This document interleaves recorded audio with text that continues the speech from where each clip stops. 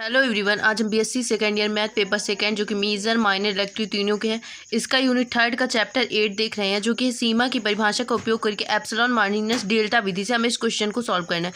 Question हमें दिया गया है limit x y tends to 1 to 3x + 2y = 7। अब हमें क्या करना है, इससे पहले हमें सीमा की परिभाषा देख लेते हैं कि सीमा की डिफिनीशन क्या होती है। सीमा की परिभाषा क्या होती है? सीमा की परिभाषा होती है हमारे पास x minus x0 less than delta and y minus y0 less than delta. ठीक है, ये होती है हमारी डिफिनीशन।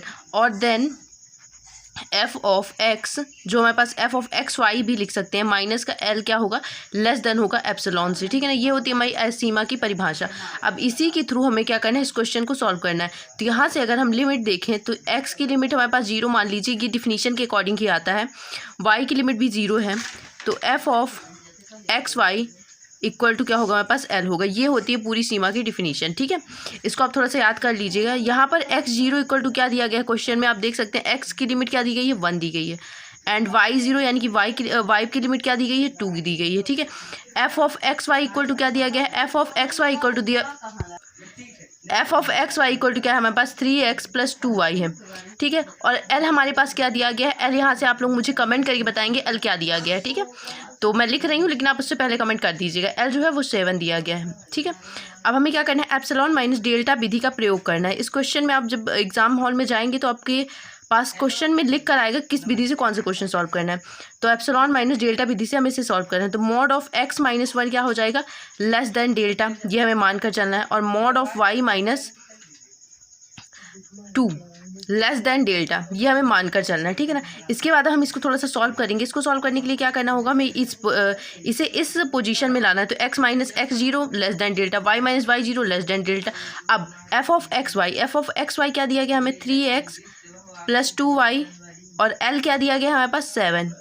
ठीक है, लेस देन एप्सिलॉन, ये हमें मानकर चलना है। ठीक है, अब हम इसमें लेस देन एप्सिलॉन है तो ये इक्वल इसके 3x + 2y माइनस का 7 इक्वल टू, इसे आपको क्या करना है, 7 को इस तरीके से दो पार्ट में तोड़ना होगा आपको, जिसके साथ 3x के साथ भी आ जाए और 2y के साथ भी आ जाए। मतलब कि 3x माइनस 2y + 2y, इसको आप क्या लिख सकते हैं, माइनस का 3 और माइनस का 4। ठीक है, और ये अभी आप इसको 3x माइनस 3 को 3 के पास ले आइए और 2y माइनस का 4 इधर ले आइए।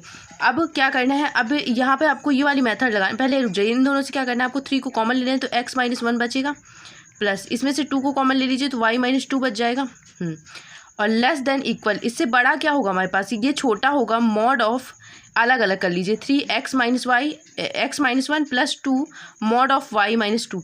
चूँकि आप जानते हैं कि मॉड ऑफ x + y जो होता है छोटा और बराबर होता है mod of x + mod of y की। ये वाली मेथड लगाकर हमने इसे प्रूव कर दिया।